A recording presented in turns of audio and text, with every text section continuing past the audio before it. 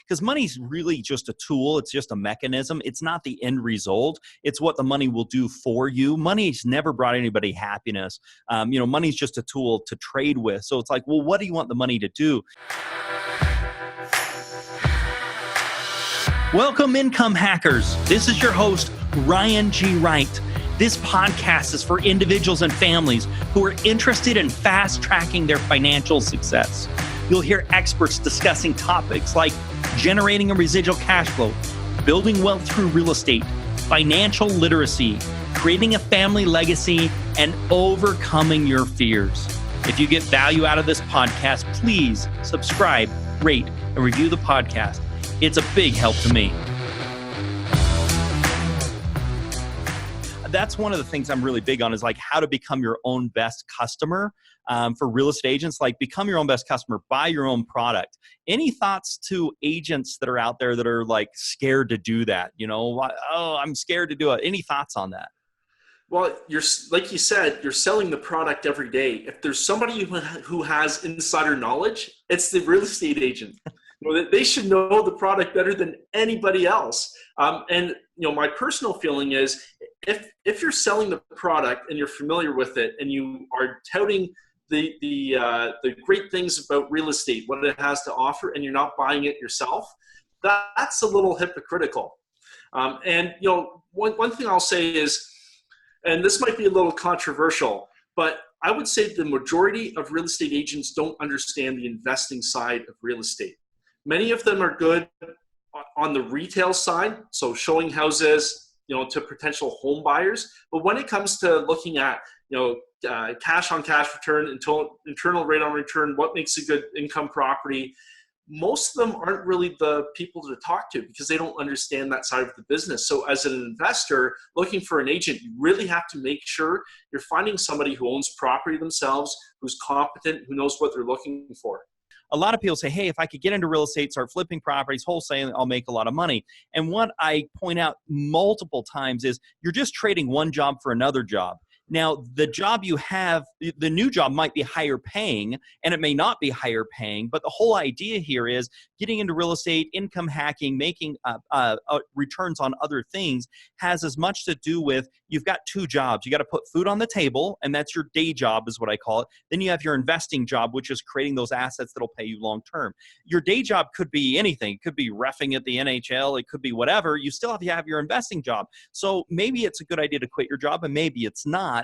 But you got to start building those assets and building that second job that's going to accumulate the net worth. If you're on the fence right now and you're thinking about, you're considering leaving your job, but you don't really know why you want to leave your job. Like what are you trying to build towards? Are you trying to build towards, being able to, leave your kids a whole bunch of assets? Are you looking to build a portfolio so you can, give it all away when you die? Like, what are you trying to accomplish? Because I think that will really dictate that will help you in your decision.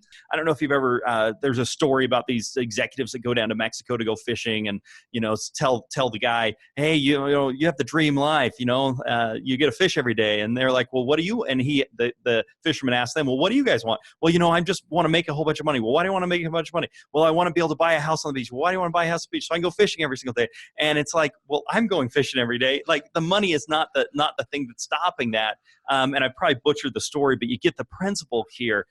Make sure you know why. Like, what's the why and what it will do for you? So, most real estate agents, when they start out, the ones that keep their old job and try and go half and half usually end up failing. You have to cut the cord and jump full in and bust your butt to start building the business. And I find what happens interviewing all the guests on my podcast, and I'm sure you found this on yours, the people who really explode, they take the plunge and they just don't even look back. They don't have that safety net.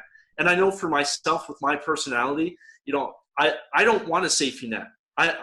You have to have confidence in your own ability. So if you're thinking it might be the time and all the pieces are there and you just have to focus on building it even more, cut the cord, take the plunge. One of the things I really like about what you said is this principle called highest and best use.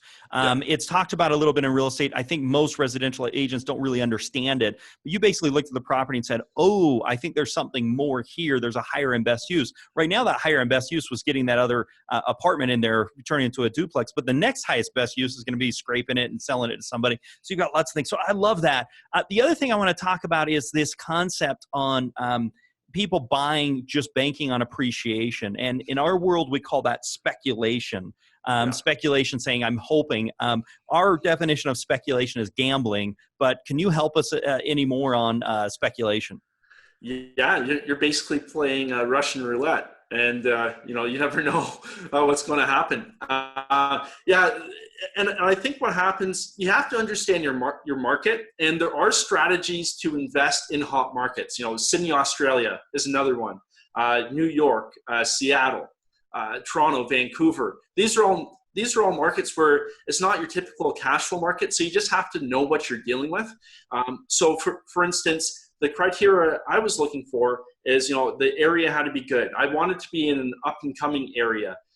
You have to know your numbers, the neighborhoods, how much population is coming in. Well, and you see a lot of hedge funds going out there and buying stuff. And, I think a hedge fund can probably afford to bank on, appreciation, or they can take speculation where they've got deep pockets and all kinds of stuff like that. As an individual investor, I don't want to take on a lot of speculation. We did another episode where we went into lease options, which is a great strategy and something like that, where you can have the option to buy it, have the lease, have the right to re-rent that property out. So if it does appreciate, you can take advantage of it, but you're lowering your risk. So a lot of great strategies around that. But let me point out infinite returns. You talked about this idea of infinite returns. Break that down. I do this podcast for my 8-year-old. I have a 9-year-old and a 7. He's almost turning 8.